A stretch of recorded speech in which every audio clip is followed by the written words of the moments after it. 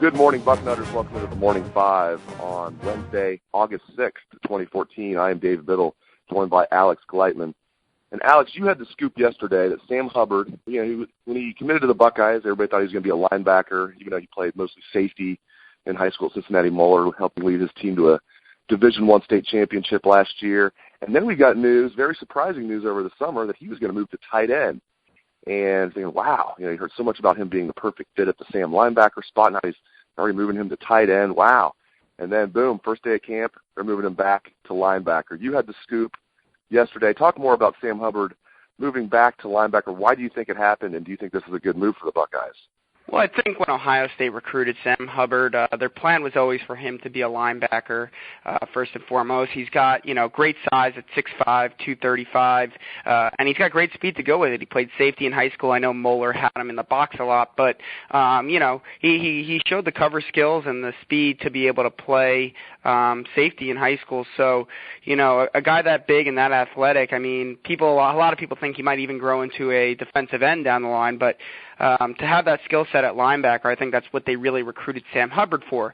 Now, that being said, Sam had told me during his recruiting process that tight end was mentioned to him at Ohio State, and it was a possibility, and he would be open to it, although his preference was on defense. So I think when he got to Ohio State and, things maybe weren't going so good in the 2015 recruiting class, Hale Henkes and Chris Clark and Jackson Harris, guys like that, top targets at the position were going elsewhere. And then you see Jeff Hireman get hurt in the spring and need surgery, and then all you have is Nick Vanette and Marcus Ball with JT Moore, of course, now with an injury moving on from the program. So I think they saw some depth concerns there at tight end with Sam Hubbard, but Hireman's back healthy. They still have Vanette, and Marcus Ball seems to have found his course at Ohio State in terms of keeping his nose out of trouble. Let's knock on wood for that one.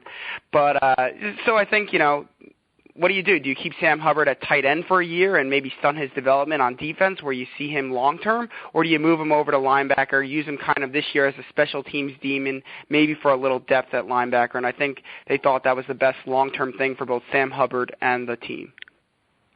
Yeah, it makes a lot of sense. The big thing this tells me is that they feel good about the three scholarship tight ends that they have with Hireman, Vanette, and Baugh. There's no concern about Hireman's foot injury lingering. There's no concern about Baugh's off-the-field issues last year still lingering. They feel good about those guys. They've always felt good about Vanette as the backup. So that's good news. And I think you're also hearing that if Sam Hubbard redshirts, that would be a big surprise at this point. We're hearing that he's probably going to be a mainstay on special teams, correct? Yeah, everything I've heard from team sources suggests that, they think he's going to be one of their best special teamers this year. And, again, a guy that big and that athletic, he could get down the field pretty quickly and make some plays happen. Ben Edwards, decommitted from Auburn, former Ohio State commitment, decommitted from the Buckeyes, committed to Auburn. He's from Jacksonville, Florida. He's a four-star prospect, number 18 safety in the country. Alex, looking at the crystal ball, 73% have him going to Stanford now. Do you concur with that? Do you think Stanford's the team to beat? Do you think the Buckeyes have much of a chance? Just give us the insight on Ben Edwards. Yeah, well, I actually put my crystal ball in last night to Stanford, so I contributed to that. Here's my feeling on Ben Edwards. I think he's a fantastic player. I think Ohio State fans should have been very excited when they got him. As soon as they got him, I think I even said it on the board. I said, this is way too early of commitment. I don't think it's going to stick. And when he committed to Auburn, I thought actually that would stick. But, he decommitted, and anyone who reads Bucknuts knows my feelings on guys who decommit. It's very, very, very rare that they end up going back to a school that they had already committed to. So honestly, in my opinion, I think Ohio State and Auburn are out of the picture in this. And right now, it's the other two schools he's mentioning are Stanford and UCLA. I think there's definitely some time to see if Stanford's admissions office accepts him into the school. If they do, I think Stanford would be the choice at this point. But there's always a great student and high character guy like Solomon Thomas, the defensive end out of Texas last year, had to wait a while on a Stanford acceptance depth. And so there's always the possibility Ben Edwards doesn't get in there. I think UCLA would be in good position there. But then, there could be some other programs down in the SEC in that region that, emerge that aren't even being mentioned right now. So I think when it comes to Ohio State fans, I wouldn't be too optimistic about getting back in the Ben Edwards race. But if he schedules an official visit, maybe things turn around and he does buck the trend. What you're saying makes a lot of sense, Alex. I've been saying the same thing about Damian Harris. People are wondering, was there a chance he'll go back to Michigan? It's like, no, once these big-time recruits decommit from a school, it is extremely rare that they would recommit to that school, which obviously Damian Harris originally committed to Michigan. I don't think there's any chance he's going to go back to Michigan. I think he'll be a Buckeye. Your take on Damian Harris now that I brought him up, are you still feeling good that he'll be a Buckeye? And how good are you feeling that he'll be a Buckeye? Yeah, I mean, Damian just released his Final Five. Michigan was not in there, so your best guess was right there. And I think Ohio State definitely still leads. I think Kentucky has made it closer than any Ohio State fan or staff member would really want it to be. They're really playing that hometown hero feel with him. And, they brought in some big-time recruits last year. Mark Stoops is doing a good job, and they're building a nice little class this year. But at the end of the day, I think Damian Harris is going to be an Ohio State Buckeye. I think his best relationships are with the OSU staff. I think he has great relationships with guys like Justin Hilliard and Jay Sean Cornell that are helping to push him into this class, guys like Matthew Burrell that may end up in the class before he does. But a commitment's going to happen in December. I think it's the 13th, if I'm not mistaken. That's his birthday. So that's when he's going to announce a decision. I expect him to take 5 official visits before then. But I think Ohio State's in a great spot. And right now, my crystal ball remains with the Buckeyes. I think he's going to be an Ohio State Buckeye. And speaking of running backs, a kid that cannot catch a break, Warren Ball, third-year sophomore at Ohio State. We had a source tip us off that they saw Warren Ball coming from the Ohio State Medical Center with his right foot in a walking boot. We had a source at Ohio State confirm that news for us, that Warren Ball is injured. They're not sure how serious. Hopefully it's not serious. This is a young man that just can't seem to catch a break injury-wise, Alex. Now he's fighting for playing time. There's a lot of good depth there. I think Ezekiel Elliott's going to be the starter.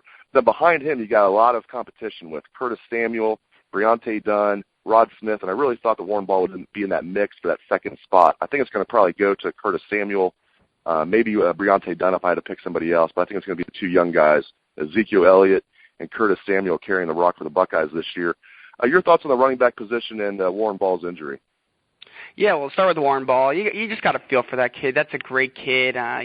His first year he was injured. He had the red shirt. Last year he came on real strong in camp, but with Carlos Hyde and Jordan Hall, kind of the two seniors ahead of him, he didn't really get much burn. And he did get nicked up a little bit during the season last year as well. And then coming to camp this year, we're not sure what the injury is yet, but he's in a walking boot. Can't be good, So unfortunately for Warren Ball, we hope he gets better. But the running back situation, I tend to agree with you, Dave. I think Ezekiel Elliott's going to be, kind of the workhorse this year for Urban Meyer. I think he's going to get a majority of the touches. I think they're going to use Curtis Samuel in there creatively, a good source close to Erasmus Hall that I talked to, being here in Manhattan. He's there in Brooklyn. They talk to Curtis all the time, and the coaches. They were up at Friday Night Lights, and they said how much the coaches were raving about him. They really like him. They're going to find a way to get him touches, and, he's already put on, I think, 10 to 15 pounds worth of muscle. So he's, getting bigger, stronger, and ready. He's put in some real good work since arriving there in January. So I think those two guys will definitely see some touches.